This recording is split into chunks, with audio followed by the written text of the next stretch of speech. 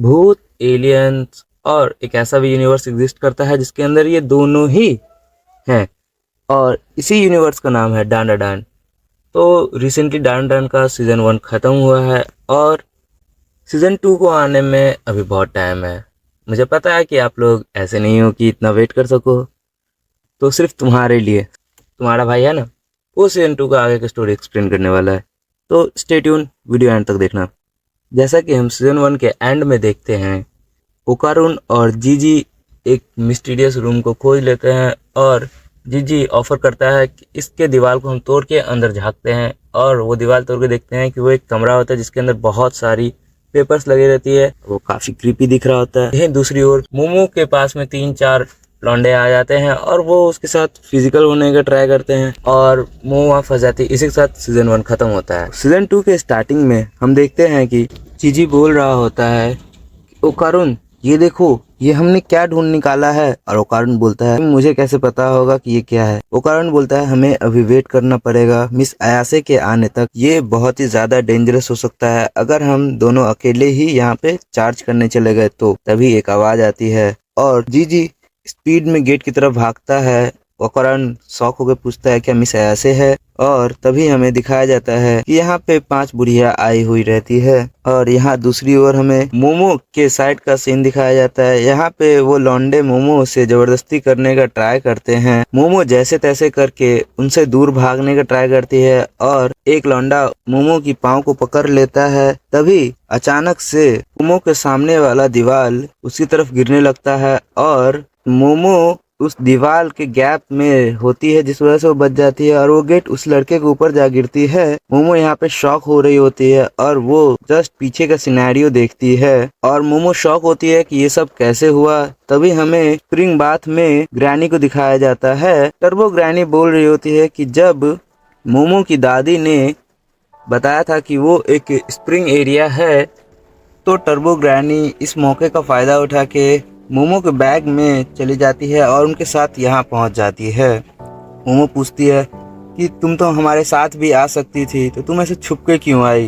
मोमो बोलती है, ये सब छोड़ो और ये बताओ कि अभी इस बिल्डिंग का हम क्या करें? टर्बो ग्रैनी रिप्लाई करती है कि इसमें मेरा कोई हाथ नहीं, ये जैसा है उसे वैसा ही छोड़ दो और चलो यहाँ से।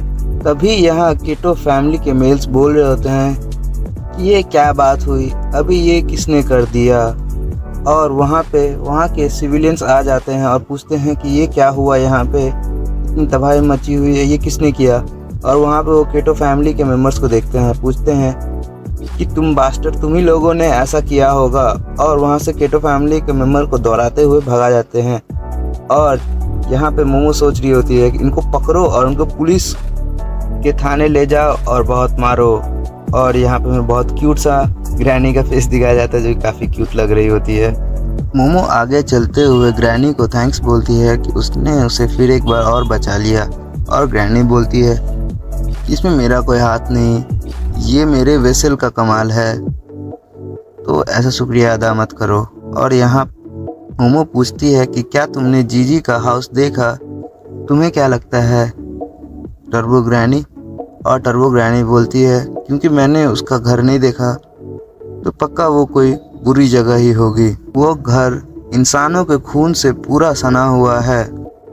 और हमें यहाँ दूसरा सीन दिखाया जाता है कि जीजी और ओकारुन कुछ लोगों का स्वागत कर रहे होते हैं। ये वही कीटो फैमिली के फीमेल मेंबर्स होते हैं। और हमें ये पता चलता है कि ये घर जीजी का अपना घर नहीं है, ये एक रेंटल हाउस है जिसके मालिक ये कीटो फैमिली ही है। और यहाँ पे कीटो फैमिली के लीडर जीजी को बैठने और कुछ मीठा खाने का ऑफ़र करती है। जीजी उनको थैंक्स बोलता है और शर्माने लगता है। तभी वो मोटी औरत बहुत ही एरोगेंटली बोलती है, तुम्हें हमारा शुक्रिया अदा करना चाहिए, हम इतने दिलदार हैं कि अभी तक तुमसे इस घर का रेंट नहीं लिए हैं। जीजी अपने सर पे हाथ फेरते हुए उनका शुक्रिया अदा कर रहा होता है। तभी कीटो फैमिली की फीमेल लीडर बोलती है कि लाइफ बहुत हार्ड होती है जब आपके पेरेंट्स हेल्दी ना हो, और अगर हम यहाँ नहीं होते तो तुम अभी किसी रोड पे पड़े हुए रहते और वहीं दूसरी औरत बोलती है कि ये सही बोल रही है। ओकारुन जीजी से पूछता है कि ये सब है कौन, और जीजी रिप्लाई करता है कि ये घर एक रेंटल हाउस है और जब से मेरे पेरेंट्स की तबीयत ख़राब है तब से इन्होंने मुझसे कोई भी रेंट नहीं मांगा है। ये सब कीटो फैमिली के मेंबर्स हैं, यहाँ के असली मालिक, और इन्हीं के वजह से मैं अभी तक यहाँ रह पाया हूँ। तो हम लोगों ने जो दीवार के साथ किया है वो हमारे लिए काफ़ी बैड न्यूज़ है। तभी वो बुढ़िया लीडर बोलती है कि जीजी तुम कहाँ गायब हो गए थे बिना हमारे परमिशन के। तो जीजी हंसते हुए बोलता है कि मैं अपने दोस्त को यहाँ बुलाने गया था, क्या मुझे इतना सा भी अधिकार नहीं है। तो यहाँ पे वो बुढ़िया बोलती है कि हाँ तुम ऐसा कर सकते हो, पर तुम्हें किसी भी स्पिरिट मीडियम को यहाँ बुलाने की इजाज़त नहीं है, चाहे वो कोई भी हो। और तभी वो सारी बुढ़िया जीजी की तरफ बहुत क्रीपी तरफ से देखने लगती है और उसे बोलती है ये कोई हंसने की बात नहीं है, तुम क्या हमारे इस घर के अच्छे नाम को बदनाम करने चाहते हो, तो तुम क्यों यहाँ पे किसी को ऐसा बुला सकते हो जो स्पिरिट मीडियम है। गीगी मैटर को संभालने के लिए बोलता है क्या आप लोगों को भी ये स्पिरिट मीडियम लगा। नहीं, ये कोई स्पिरिट मीडियम नहीं है, ये बस एक स्कैम आर्टिस्ट है। तभी वो लीडर बुढ़िया बोलती है गीगी तुम्हें पता है ना कि मेरे पास हंटिंग लाइसेंस है, और वो अपना गन गीगी की तरफ तान देती है। और गीगी हंसते हुए बोलता है कि अगर आपके पास हंटिंग लाइसेंस हो तब भी आप किसी के सामने ऐसे गन पॉइंट नहीं कर सकती हो, नहीं तो पुलिस आपको पकड़ के लेके चली जाएगी। और तभी एक पुलिस वाला गेट से आता है और बोलता है हेलो देयर, और गीगी और ओकारुन दोनों ही शॉक हो जाते हैं कि यह भी क्या हो गया।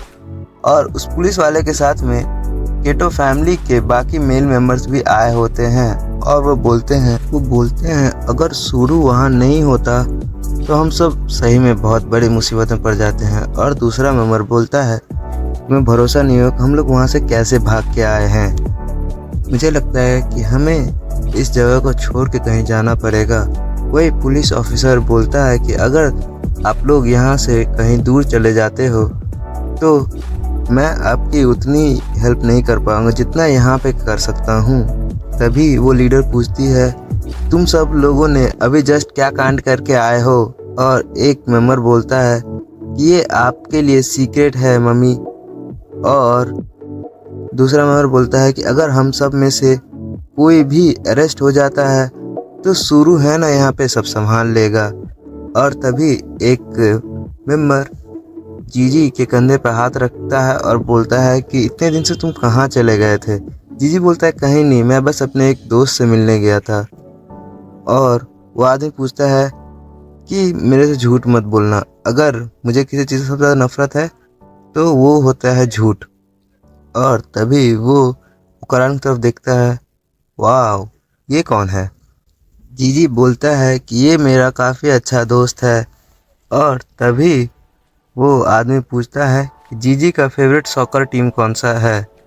और ओकारुन इसका जवाब नहीं दे पाता है। और वो आदमी बोलता है अच्छा तो तुम जीजी के कैसे अच्छे दोस्त हो जब तुम्हें यही नहीं पता कि जीजी का फेवरेट सॉकर टीम कौन सा है।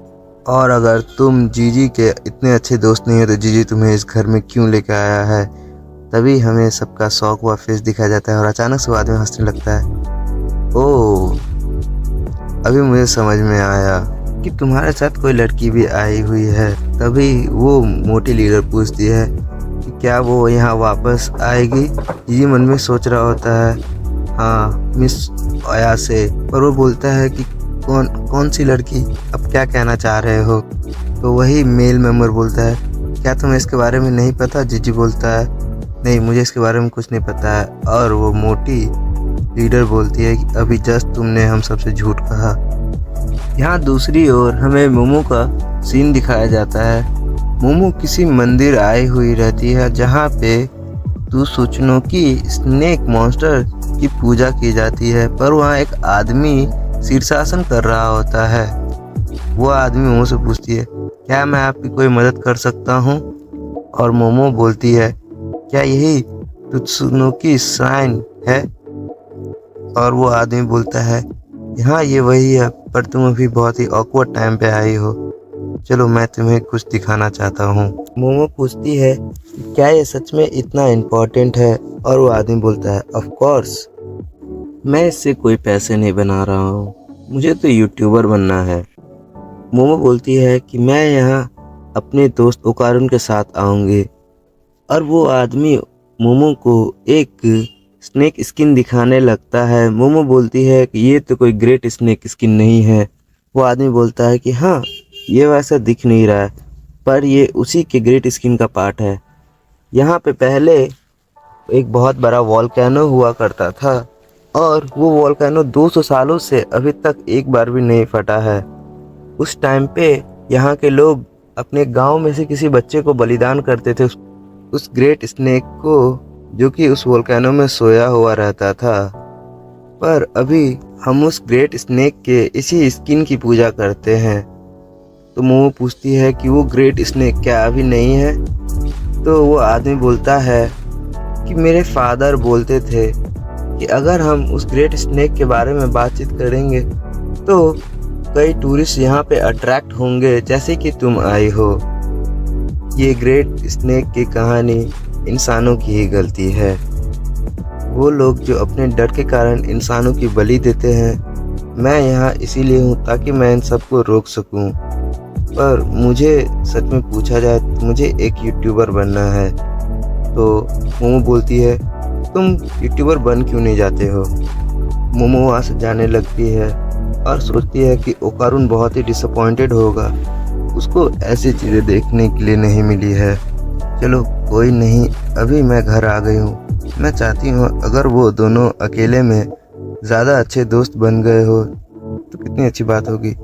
और मोमो बोलती है मैं घर आ गई, क्या तुम लोगों ने अभी कोई घोस्ट या गॉब्लिन देखी? और मोमो शॉक होती है। मोमो देखती है कि वहाँ पे केटो फैमिली के मेम्बर ओकारुन और जीजी को मार के बेहोश कर दिए रहते हैं। और वो बूढ़ी लेडी बोलती है कि हमारा लास्ट ऑफरिंग भी आ गया है, चलो अब फेस्टिवल शुरू करते हैं। और इसी के साथ चैप्टर ख़त्म। तो नेक्स्ट वीडियो भी जल्दी आ जाएगा। आई होप सो आप लोग एंजॉय कर रहे हो। अगर आपको वीडियो अच्छा लगा तो लाइक करो, सब्सक्राइब करो, शेयर कर दो, प्लीज़ शेयर कर देना। अभी रीच कम है, न्यू चैनल है यार, सपोर्ट करो भाई।